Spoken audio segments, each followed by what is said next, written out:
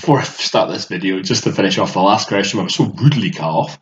How are you differentiating from here to here? So we've done that. We did this function differentiated, and now it's asking about going back the way. So I've got this function. What would it be if I integrated it?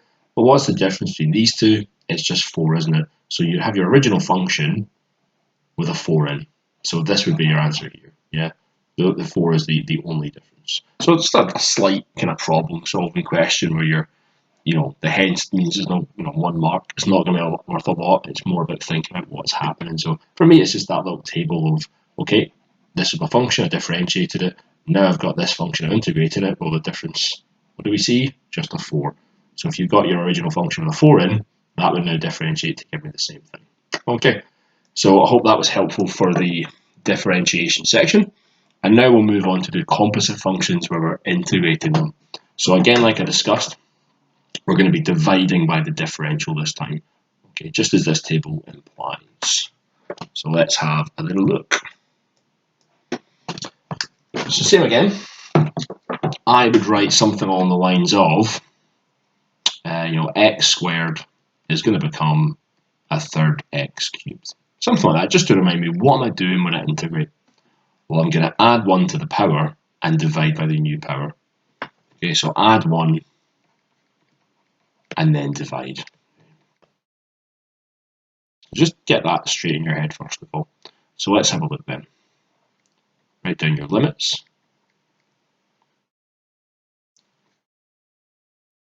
Oops.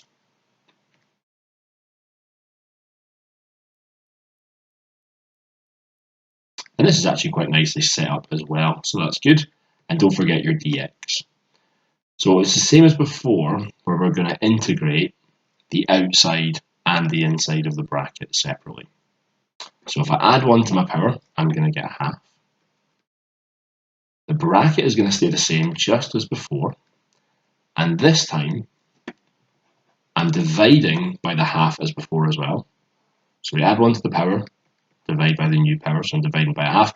But I'm also dividing by the differential of the bracket, which in this case kind of becomes a multiply because I'm already dividing. So the differential here is going to be -3. So that's my integral now. I've got an integrated function. I just need to tidy up slightly. So I think at this point we could put our box in and state what our limits are. That's fine. Let me finish integrating it, but I'll just tidy this up. Okay, so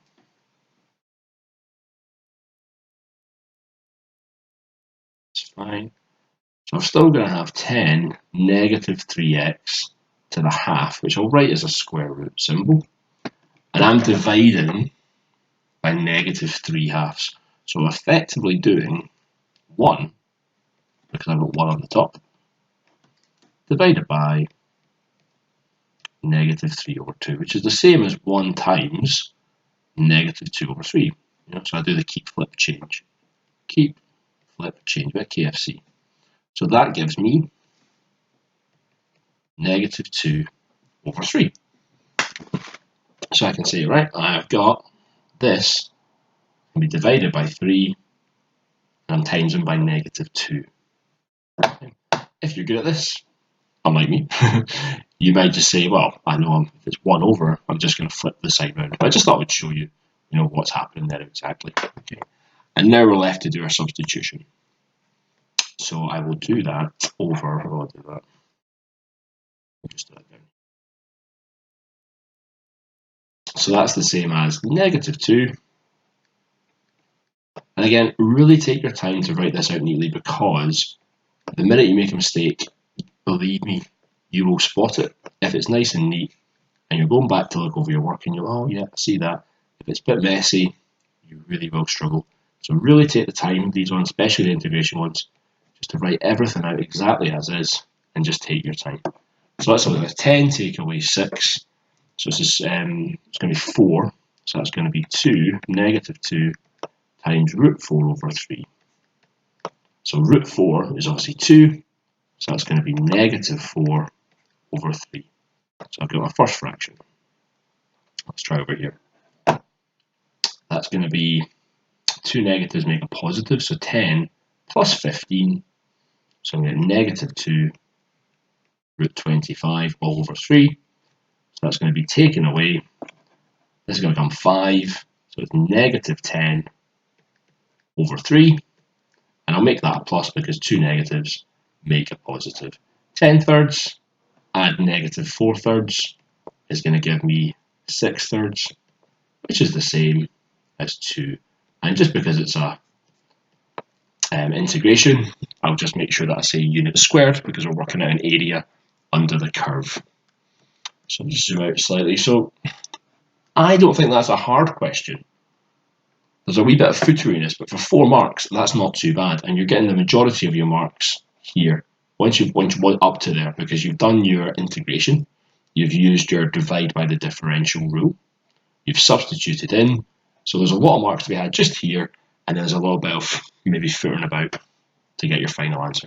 But it's a nice 4 mark. There's not any reasoning. There's not any trickiness to it. It's very formulaic.